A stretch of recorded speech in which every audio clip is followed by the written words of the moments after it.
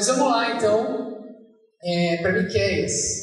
Ontem, fazendo uma breve recapitulação, a gente refletiu sobre a grave situação que nós nos encontramos diante de Deus. Assim como o povo de Israel nos tempos de Miqueias, a nossa igreja, nós mesmos, a nossa comunidade também, diante da glória, da grandeza, da santidade de Deus, nós estamos numa situação difícil. Nós vivemos num mundo cheio de injustiças. E mesmo assim, às vezes a gente ignora as realidades ao nosso redor. Ou então a gente tenta resolver tanto a situação de fora como de dentro com uma religiosidade vazia. Mas nós vimos também que profetas como Miqueias são usados por Deus para abrir os nossos olhos, para lançar luz no nosso coração e revelar as duras verdades da vida, as duras verdades que o nosso impiedoso coração mostra. Os profetas nos mostram quais são os maus caminhos pelos quais a gente não deve seguir, por onde a gente não deve andar, o que a gente não deve pensar ou buscar. Mas essa não é a única missão dos profetas. Glórias a Deus por isso. Os profetas não simplesmente apontam o dedo para nós e nos dizem que somos pecadores e ímpios e que não temos salvação. E que a única coisa que nos espera é o juízo e nada de esperança. Não. Os profetas também, além de apontar o dedo para nós, apontam o dedo para o caminho pelo qual nós devemos seguir. Eles nos revelam o que é mal, mas também nos revelam o que é bom e o que o Senhor deseja de nós. É o que diz o versículo 8 de Miqueias capítulo 6. Por meio dos profetas, o Senhor nos aponta o caminho e nos dá esperança. E é então um pouco sobre isso que nós vamos meditar nessa manhã. Então, assim como ontem nós vimos o que é mal, o que não devemos fazer, hoje veremos o que é bom e por onde nós devemos andar. Então, convido os irmãos a abrirem mais uma vez Miqueias, capítulo 6, e nós vamos ler hoje o versículo 8. Eu quero, inclusive, desafiar os irmãos a decorarem esse versículo. Eu tenho criado esse costume, quando vou pregar sobre um texto, a não ser que seja um texto muito longo, a tentar decorar e ficar matutando aquilo. Eu acho que isso nos ajuda muito a pensar em... E esse é um versículo curtinho, então acho que vale a pena. Eu vou ler o versículo 8, então. Ele mostrou a você, ó homem, o que é bom e o que o Senhor exige. Pratique a justiça, ame a fidelidade e ande humildemente com o seu Deus. Vou ler de novo. Ele mostrou a você, ó homem, o que é bom e o que o Senhor exige. Pratique a justiça, ame a fidelidade e ande humildemente com o seu Deus. Amém?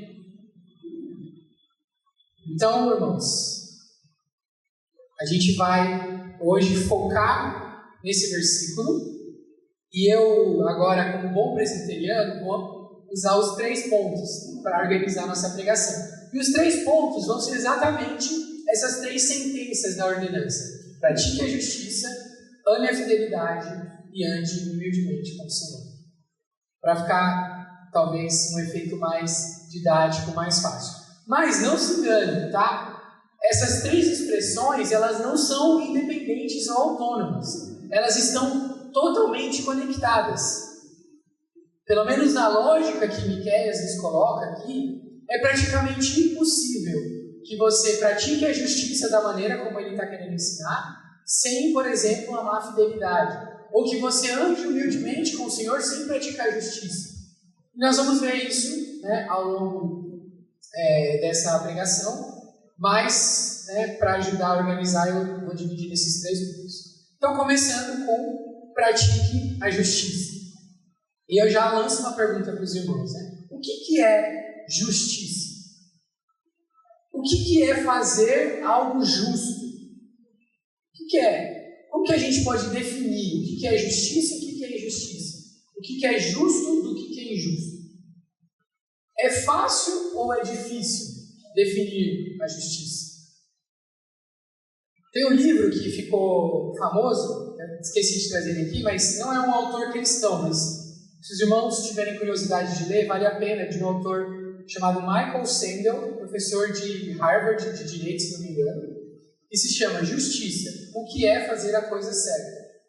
Nesse livro ele vai contar um pouco da história da definição de justiça. E é muito curioso, porque essa discussão, essas perguntas que eu estou fazendo, não sou eu que inventei, não foram os cristãos batistas que inventaram, não foram nem mesmo os profetas que inventaram. Isso vem antes, né? Praticamente desde que existem civilizações humanas, se discute o que é justiça, o que é fazer a coisa certa.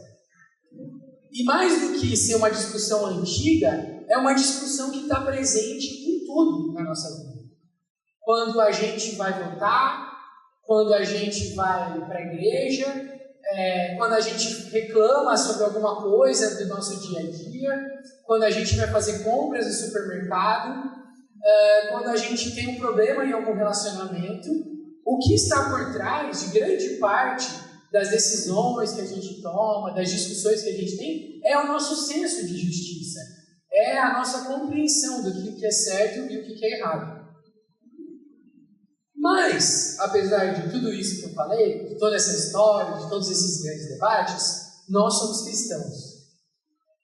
E toda essa discussão deve partir para nós de um lugar diferente, que é a palavra de Deus. Talvez a palavra de Deus não esgote o assunto, não resolva todas as nossas dúvidas, mas a gente precisa passar por ela se a gente quer, como cristãos, levar a sério essa questão de justiça. E a palavra de Deus nos fala sobre justiça não simplesmente como um dicionário, justiça, 2 pontos, tananã, tananã, tananã. Não.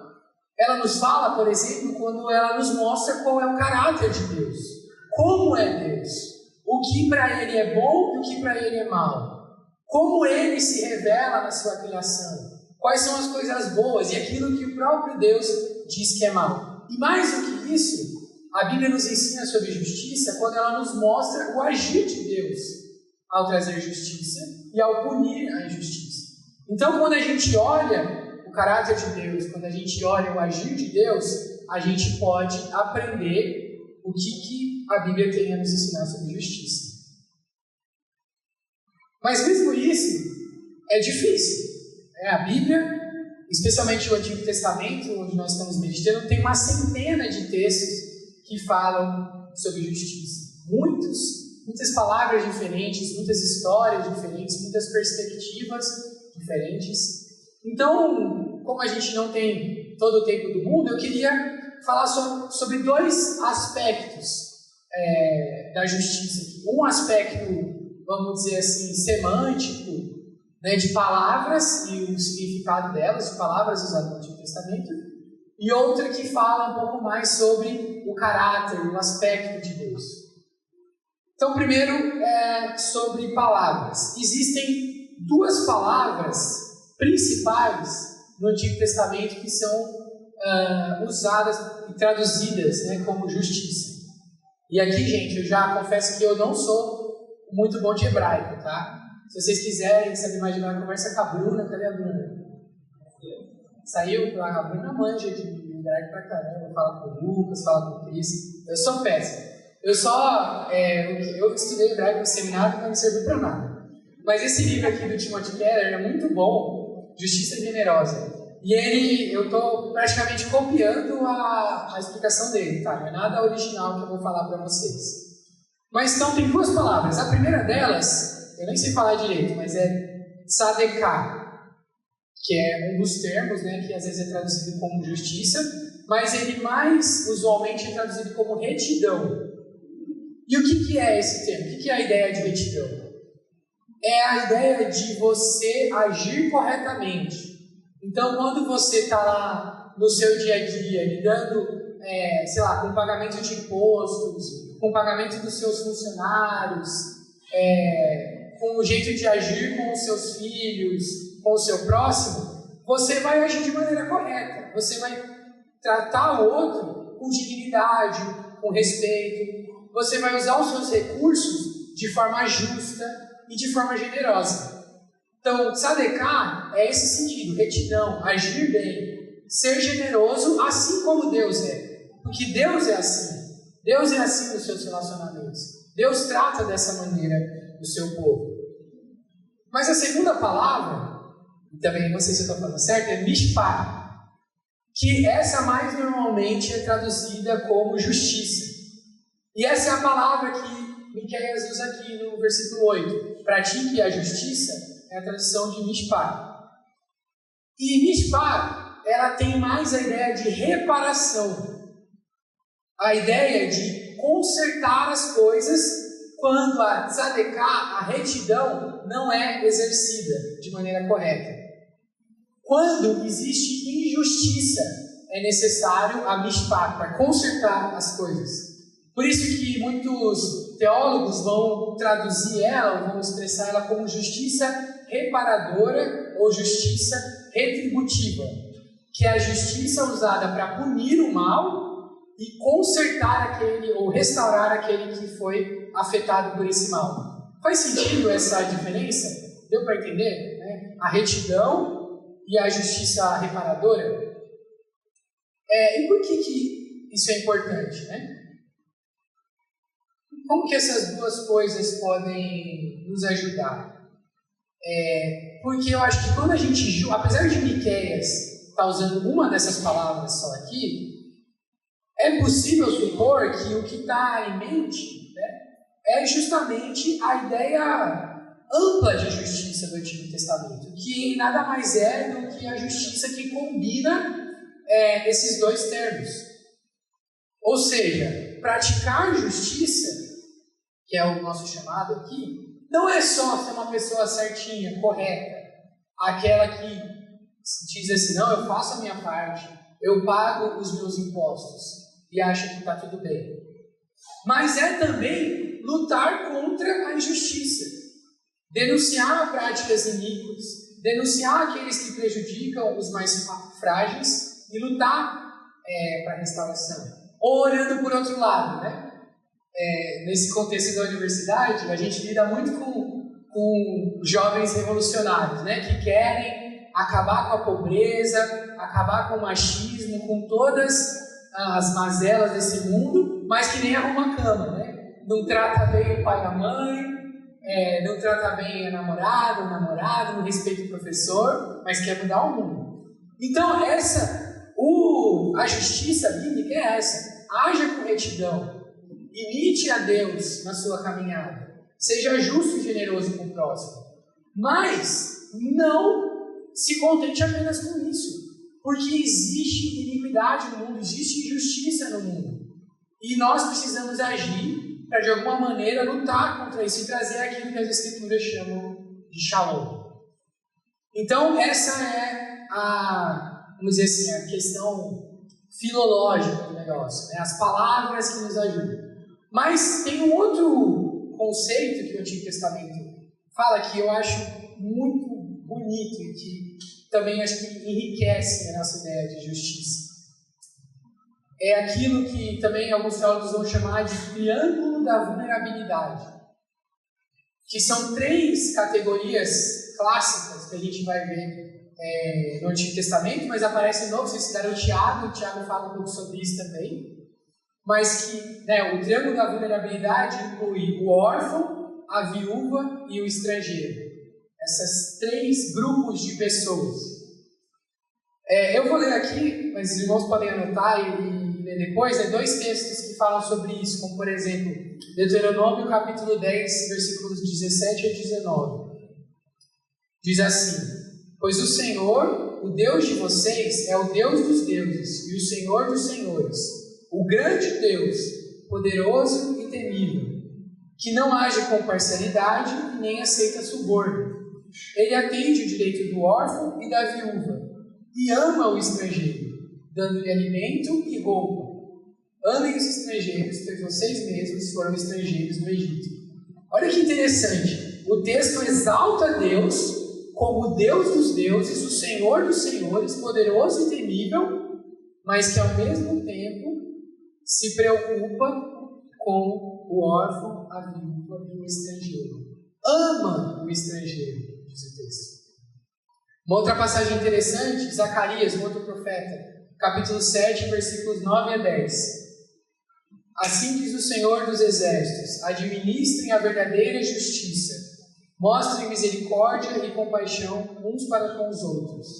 Não oprimam a viúva, nem o órfão, nem o estrangeiro, nem o necessitado. Não tramem maldades uns contra os outros no coração. E por que o órfão, a viúva e o estrangeiro? Por que esses três grupos especificamente? A gente precisa lembrar que essa época do Antigo Testamento, basicamente, a gente está lidando com sociedades agrárias e patriarcais. Pessoas que viviam da agricultura, do plantio, daquilo que a terra dá, e que eram organizadas em grandes clãs, grandes famílias, né? Então, vivia lá o patriarca, sua esposa, a matriarca, e todos os filhos, com as esposas, com os netos, com os bisnetos, todos às vezes até na mesma casa. Então essa era a maneira deles se organizarem. E essa, inclusive, eram as suas fontes de seguridade social. Hoje a gente tem o FGTS, né, a galera das finanças aí fala pra gente ter uma reserva de emergência e tal. Naquela época não tinha isso. O que tinha? Você tinha a terra e você tinha a sua família. Você tendo essas duas coisas, você estava tranquilo, de certa maneira. Só que o que acontece com o órfão, a viúva e o estrangeiro? O que eles têm?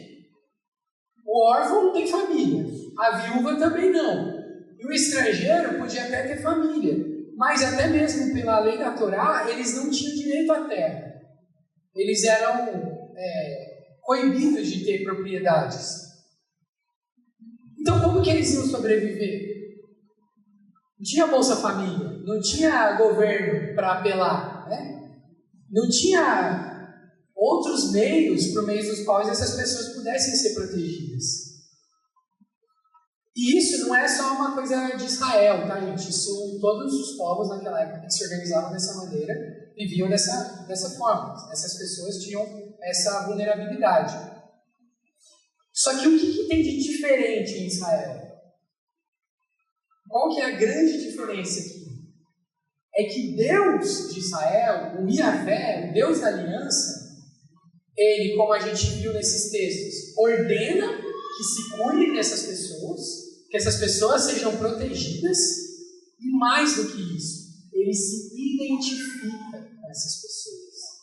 Eu sou o Deus delas. Eu sou o Deus do órfão, da viúva e do estrangeiro. Salmo 68, 5 diz que Deus é um pai para os órfãos e é um defensor das viúvas. Esse é o Deus a quem o povo de Israel serve. Enquanto nas outras civilizações os deuses queriam ser identificados com os reis, com os nobres, com as grandes construções, os grandes palácios e santuários, com aqueles que eram ricos e inacessíveis, o Deus de Israel se identifica como o Deus dos fracos, o Deus dos vulneráveis, o Deus daqueles que não têm segurança alguma. Por que ele faz isso? Por que, podendo se identificar com qualquer outra classe política e social, ele quer ser visto como o pai dos órfãos das viúvas?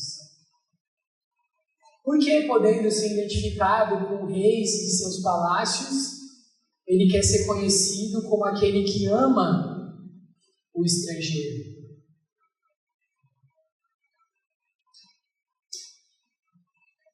O que isso nos diz sobre o caráter de Deus? Que, como eu disse no começo, é o que nos mostra que é a justiça. E o que isso nos diz sobre a nossa própria prática de justiça? Eu creio que o órfão, a viúva, o estrangeiro, ou talvez um termo mais apropriado hoje é o refugiado, aquele que teve que sair da sua terra e vir para a nossa terra em busca de sobrevivência. Eles continuam nessa lista de vulneráveis, de desamparados, mas tem muito mais gente que a gente poderia incluir aqui. Pessoas com deficiência, as mães solo abandonadas pelos maridos, pessoas que vivem em áreas dominadas por facções criminosas, por milícias, crianças que sofrem abuso, mesmo tendo um lar onde morar. Só para dar alguns exemplos, talvez você conheça outros. O que será que Deus pensa dessas pessoas? Como será que Deus enxerga os vulneráveis do nosso mundo?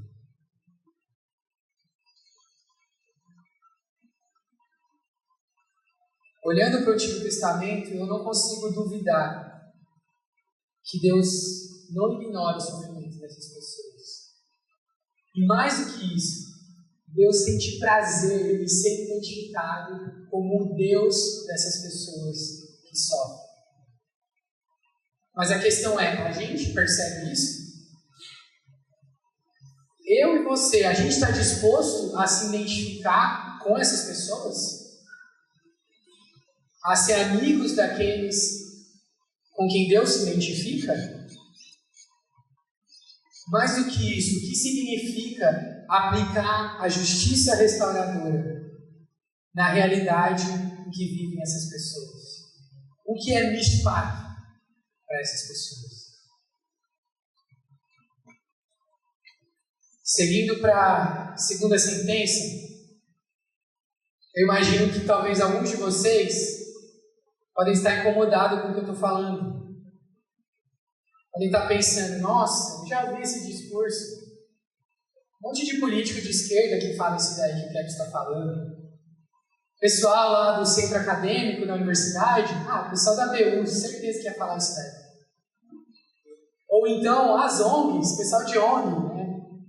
Pessoal até de outros grupos religiosos, espíritas, tinha aquele, nem sei se existe mais aquela Legião da Boa Vontade, né?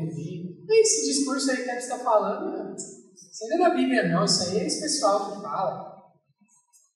Será que isso é mesmo um mandamento cristão?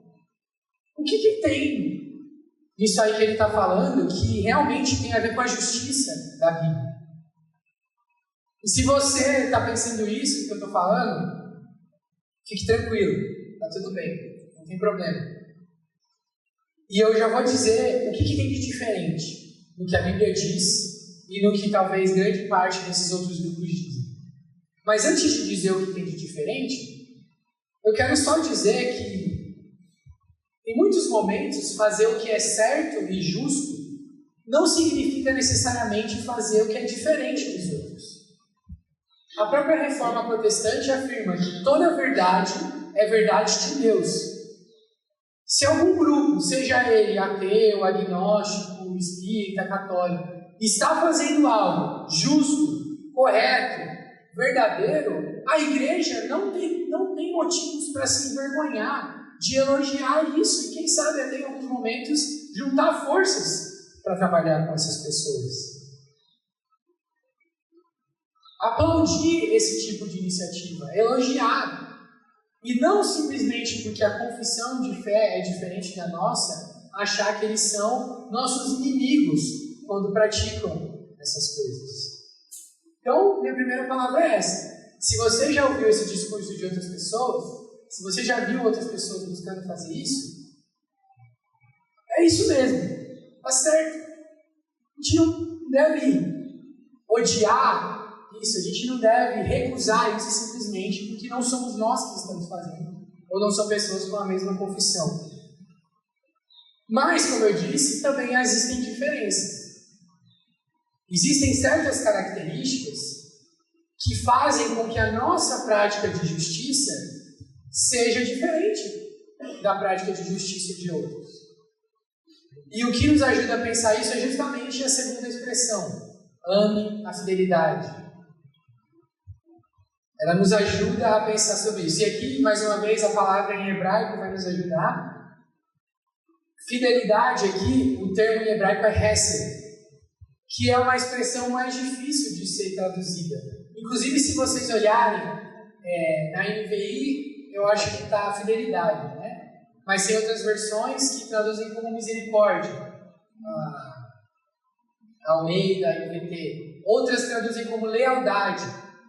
E isso já nos dá um sinal de que, peraí, né? E essas são palavras muito diferentes, né? Misericórdia e fidelidade, na nossa cabeça, não parece muito. Alguns biblistas sugerem que talvez a melhor tradução, né, seria amor leal, mas nem essa também representa com totalidade o significado de hesed.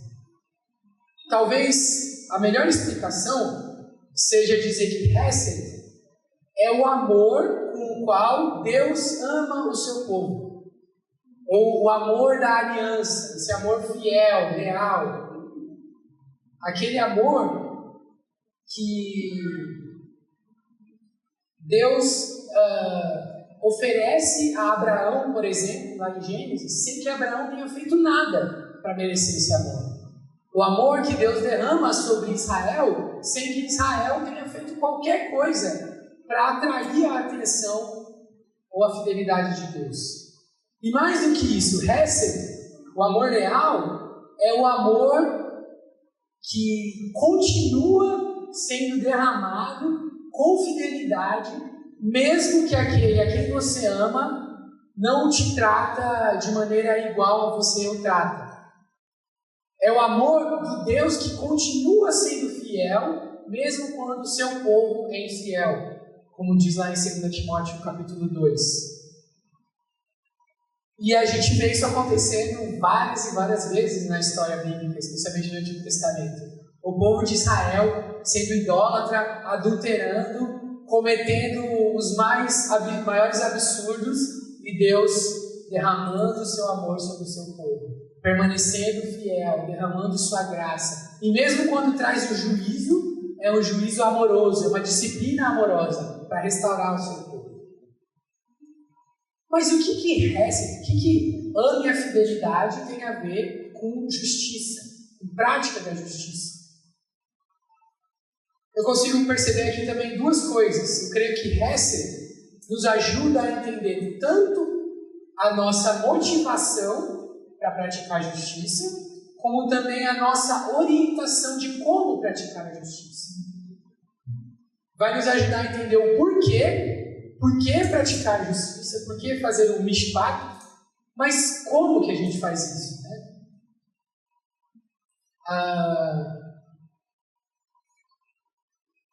E aqui está essa diferença desses outros grupos, né?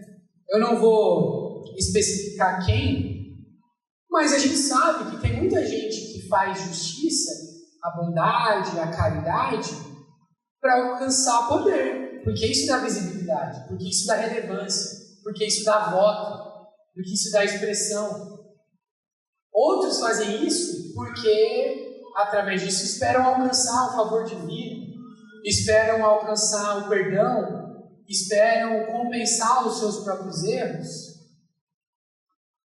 Mas quem ama a fidelidade, quem ama a misericórdia, ama o próximo e pratica a justiça porque Ele nos amou primeiro, como diz lá em 1 João 4,19. Nós o amamos e amamos o nosso próximo porque primeiro fomos amados por Ele. Nós que cremos e confiamos nesse amor, não precisamos praticar justiça para ser amado.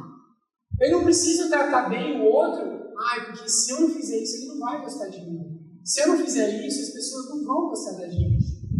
Não, a gente já é totalmente, completamente amado. E por isso, nós praticamos a justiça.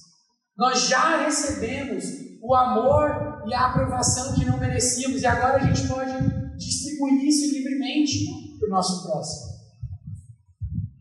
Esse é o porquê. Mas e o como? Hesed muda a forma de praticar a justiça, porque nós não fazemos as coisas agora para alcançar algo em troca. Nós não esperamos que, ao fazer algo para alguém, ele retribua para nós. Eu já vi muitos cristãos, eu mesmo já fiz isso algumas vezes, se recusando a praticar justiça, porque, nossa, não vai adiantar nada. Eu vou ajudar essa pessoa aqui, ela não vai nem me agradecer. Eu estou fazendo bem. Quantas vezes eu já ajudei ele e ele continua nesse caminho? Quantas chances eu já dei, outras pessoas já deram, e não fez diferença nenhuma. Estão abusando da nossa boa vontade. Acontece, meus irmãos, que são exatamente essas pessoas que precisam de misericórdia. São essas pessoas que precisam de récia. Porque se eles pudessem te retribuir o favor que você tem feito a eles, eles não precisariam de justiça reparadora. Eles não precisariam desse tipo de amor que nós somos chamados a oferecer. Outros cristãos, muitas vezes, se recusam a ajudar porque, não, a gente não vai fazer diferença nenhuma. Eu vou ajudar, não vai mudar nada. E eu entendo essa indignação, também compartilho dela. Mas, mais uma vez, récia, amor leal. Não fazemos o que é certo pelas suas consequências finais. Nós fazemos o que é certo porque nós somos amados. E por isso somos chamados a amar os outros da maneira certa. Quem traz a justiça e a restauração para o mundo é Deus. Se Ele quiser usar os nossos atos de justiça para isso, glórias a Ele. Mas o nosso chamado, independente do que vai acontecer ou não, é sermos fiéis, é sermos os seus instrumentos. Quando nós pensamos simplesmente nos resultados, é muito difícil distinguir a verdadeira da falsa justiça. Mas quando nós agimos única e exclusivamente movidos por esse amor leal, tudo fica diferente. E aqui eu não tenho como não falar de um exemplo real.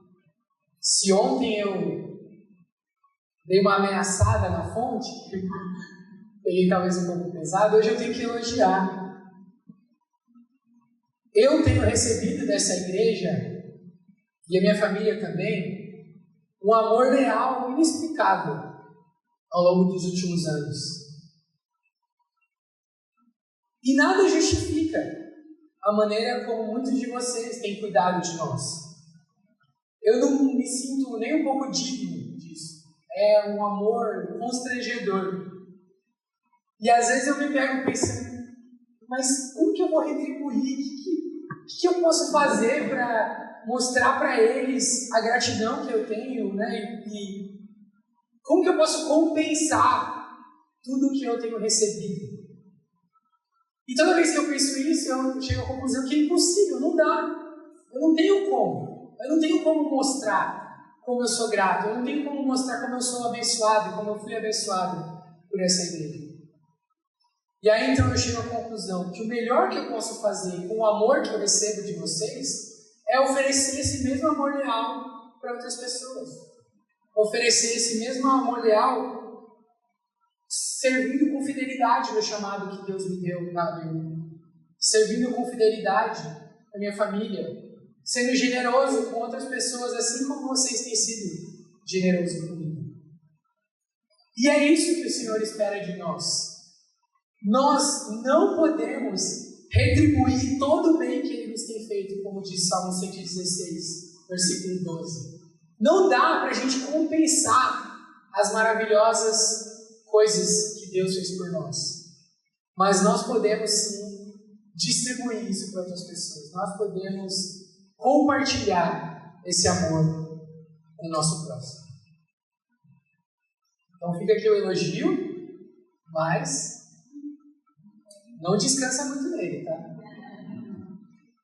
Brincadeira, irmãos. E finalmente, a última expressão de Miqueias: ande humildemente com o seu Deus. E como eu disse, essa expressão está totalmente conectada com as anteriores. sem dúvida, aqueles homens a quem Miqueias denuncia, o rei, a sua corte, o sacerdote, os falsos profetas. Uma coisa que a gente pode dizer que esses homens não tinham como marca é humildade. Pelo contrário, algo que podemos dizer sobre eles é que eram orgulhosos. E por quê? Em primeiro lugar, porque eles se achavam no direito de oprimir os mais vulneráveis. Se achavam no direito de roubar terras, de, como a gente viu ontem, cozinhar a carne dos mais frágeis para se deliciar com isso. Abusavam dos outros através da opressão, do roubo de terra. E o orgulho, meus irmãos, não tem como ocupar o mesmo lugar da justiça. Onde tem orgulho, não tem justiça. É igual água e óleo, não se mistura. Se você é orgulhoso, se você tem uma visão sobre si mesmo que não é humilde, a justiça já caiu para trás há muito tempo. Mas um outro sinal do orgulho dessas pessoas que Miqueias denuncia é aquilo que a gente viu sobre a sua postura de tentar barganhar com Deus. Eles tentavam, por meio dos sacrifícios, alcançar o favor de Deus. E isso é uma prova de orgulho. Quem faz isso é gente que se acha bom o suficiente para alcançar o favor de Deus. É gente que acha que tem algo a oferecer para negociar com Deus de igual para igual. Ó Deus, o Senhor está me acusando disso, mas eu posso te dar isso em troca. Isso é orgulho, meus irmãos. E assim como não dá para ter orgulho em justiça, não dá para ter orgulho em graça, não dá para ter orgulho em misericórdia. Porque quem se acha bom, quem acha que tem algo a oferecer a Deus, jamais vai ser capaz de receber o que Deus tem a dar. A verdadeira humildade, essa que Miqueias nos exorta, é uma humildade que se reconhece tanto no nível horizontal. Paulo diz lá em Filipenses 2, versículo 3: considerem os outros superiores a si mesmos, assim como Cristo. Então, humildade é considerar aquele seu igual superior a si mesmo, mas também no nível vertical. Salmo capítulo 8, versículo 4 diz: que é o homem, né, diante do Senhor? E o filho do homem, para que o Senhor se importe com ele. E mais do que uma confissão, mais do que dizer, ai, nossa, eu sou um coitadinho, né, sou tão pequenininho, mas é agir baseado na visão adequada de quem você é. É obedecer baseado na visão realista de quem Deus é e você é diante dele. E de quem é o seu próximo e a sua relação. Para tentar ilustrar e tornar a coisa um pouco mais palpável, eu vou usar um elemento aqui da cultura pop. Para os adolescentes, pelo menos, uma coisa que faça sentido para eles. Apesar que eu nem sei, né? Vocês gostam do Batman? Já assistiram o filme? Já estou tão velho, né? Que até essas referências já se perderam. Mas eu fiquei pensando, né? No paradigma do Batman e do Coringa. Então, qual que é o paradigma do Batman? O paradigma do Batman é aquela pessoa que admira o Batman. Quem que admira o Batman? Os moradores lá de Gotham, que se sentem sofrendo com a violência, com a criminalidade causada pelos bandidos, causada pelo outro. As pessoas que têm medo de sair de casa, porque o outro é perigoso, porque existe muita maldade lá fora. Eles se sentem feridos, injustiçados. Então, quando surge alguém que nem o Batman, que é forte, que não tem medo dos criminosos, e que, ainda que de vez em quando o Batman haja fora da lei e da justiça, tá tudo bem. Eles celebram, porque, olha a minha situação, olha como é perigosa a minha vida. Que bom que tem o Batman. E se tiver que dar tapa na cara de bandido é para dar mesmo. Esse sentimento, irmãos, é o mesmo sentimento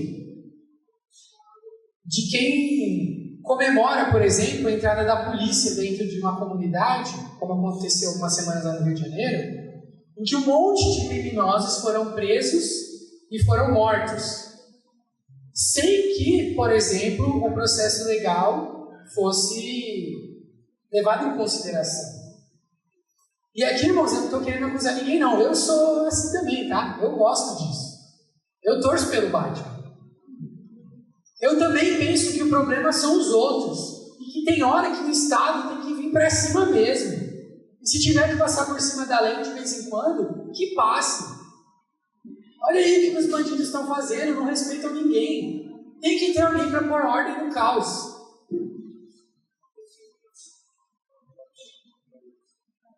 Mas, por outro lado, tem o paradigma do Coringa. São aquelas pessoas que também sofrem. Pessoas que, muitas vezes de forma injusta, muitas vezes por causa do próprio Estado, são vítimas de truculência, de violência, de arbitrariedade.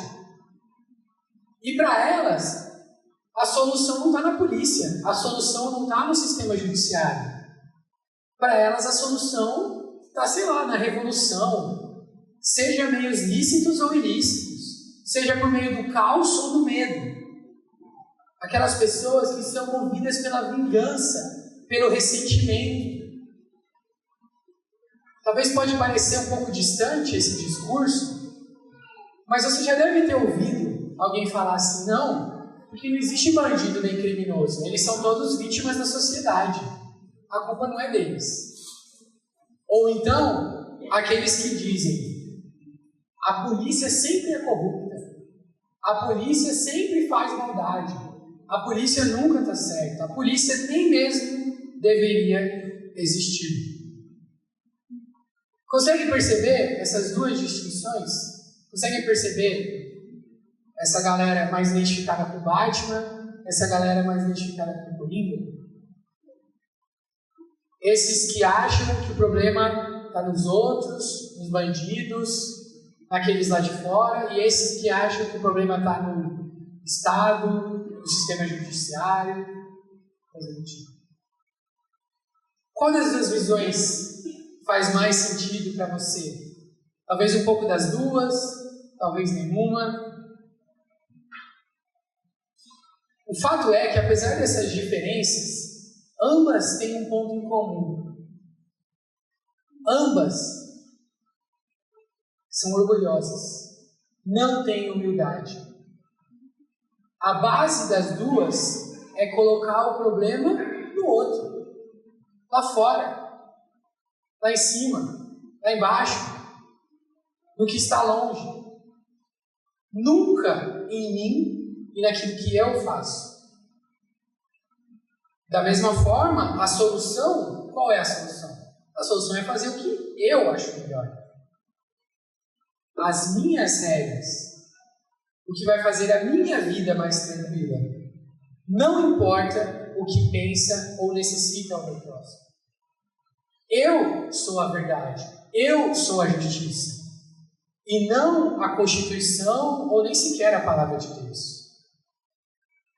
Mas será que esse é o chamado do povo da aliança? Será que seguir o Batman, o Coringa, significa andar humildemente com Deus?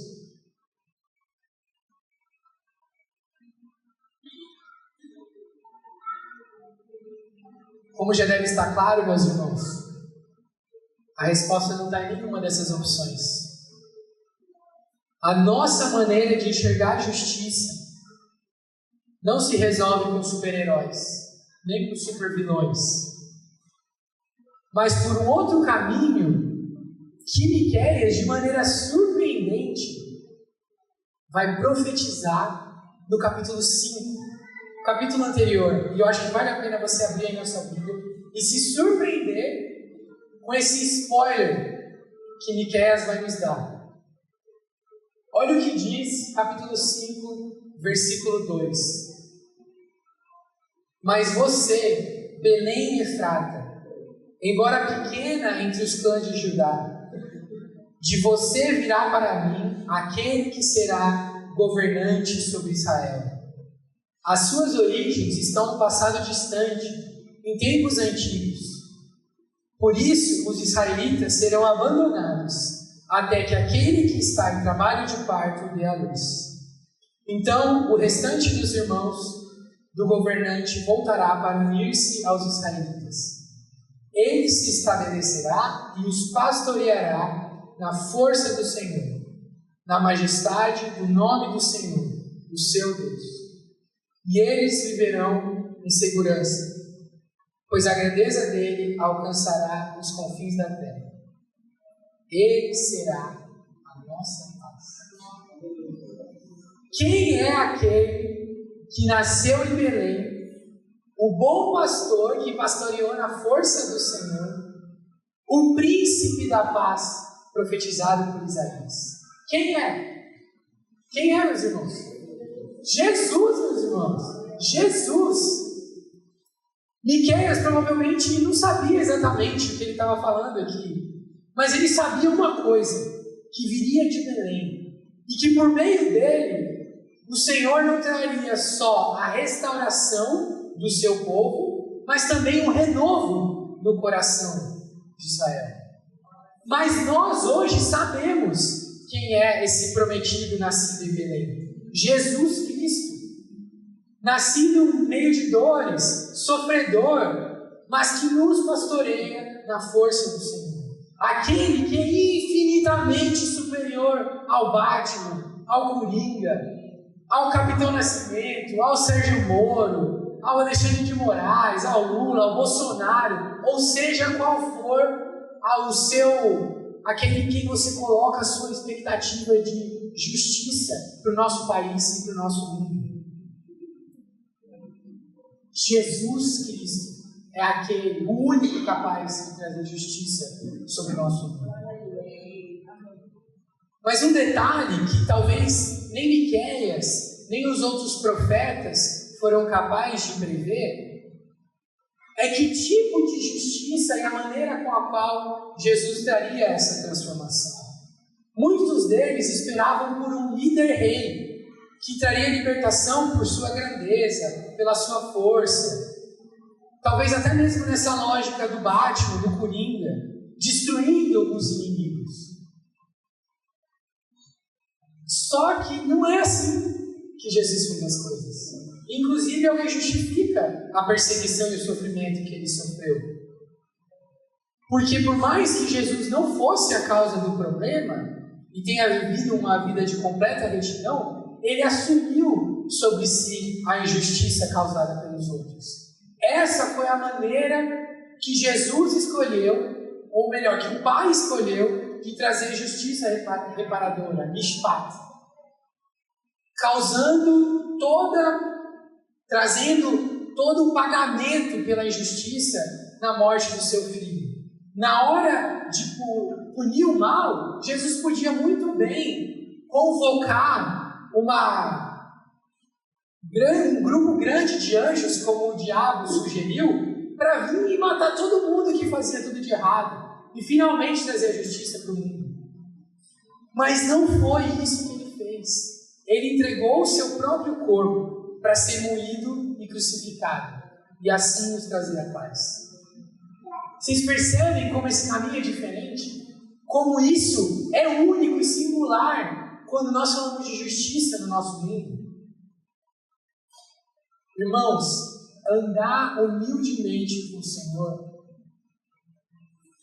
é reconhecer que nem eu e nem você somos bons o suficiente para determinar o que é justiça e como alcançar.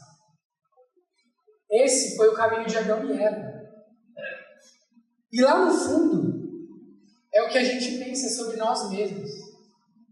Se eu fosse ministro da Justiça, se eu fosse o presidente da República, se eu fosse o secretário-geral da ONU, e por fim, se eu fosse Deus, Se eu estivesse lá em cima, reinando nos céus, era assim para resolver os problemas. Eu ia fazer as coisas do meu jeito e tudo ia funcionar tão bem, ia dar tão certo. Mas eu tenho 2 notícias para te dar. Primeiro, você não ia conseguir. Sabe por quê? Porque você é parte do problema. Eu e você somos causadores da injustiça. Nós não somos retos como o Senhor. Mas eu tenho uma outra notícia, e essa é boa. Jesus sabe como resolver. Mesmo Jesus não sendo parte do problema, mesmo Jesus sendo a solução do problema, Ele assumiu o problema no nosso lugar. E esse é o jeito certo de resolver as injustiças. Tem uma frase que o Cris falava quando eu era membro da Fonte, que eu anotei no meu celular até hoje, que eu nunca esqueço. Diz assim: eu achei Jesus e Ele é melhor do que eu. Lembra disso, Cris? Toda vez que eu penso nessa frase, eu me sinto tão humilhado, porque lá no fundo, eu acho que eu tenho as melhores soluções em todo mundo.